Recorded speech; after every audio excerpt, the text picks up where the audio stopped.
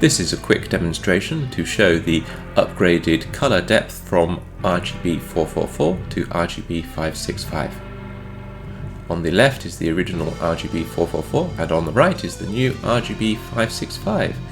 You can see a difference in the graduated sky colors and also the colors for the rest of the graphics, the sprites and the trees and the scaled sprites, but the difference is most noticeable in the graduated sky colors.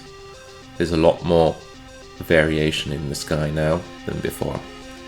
I'm very happy with this hardware upgrade.